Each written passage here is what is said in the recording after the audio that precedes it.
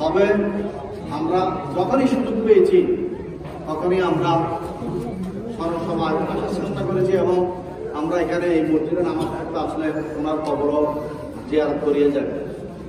আজকে এগুলি বলার কারণ হচ্ছে যে মন্টু ভাইয়ের ক্ষমতা সম্বন্ধে তার দানশীলের ব্যক্তিত্বের কথা অনেকে গল্পের মতো শুনেছেন।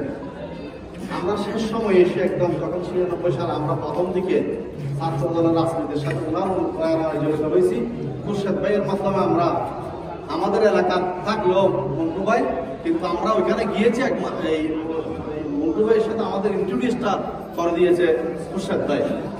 ওনাকে যখন সবাই ছেড়ে চলে গিয়েছে, কেউ ছিল না, তখন খুরশেদ ভাই ওনার সাথে ছিল এবং আমরা ওনার এলাকা লোকজন হিসাবে আমার নেতৃত্বে খুরশেদ ভাইয়ের সাথে কিছু লোকজন আমরা ওনার সাথে ছিলাম। ঠিক আমি খুব কাছ থেকে দেখেছি। আমার একদিন সৌভাগ্য হয়েছে, উনি একটা ফুলতরার আপনার যে আর্মি এখন ক্যান্টনমেন্ট আছে, ওখানে একটা বল মাঠ আছে, ওইখানে হাঁটতো, উনি সন্ধ্যায় হাঁটতো।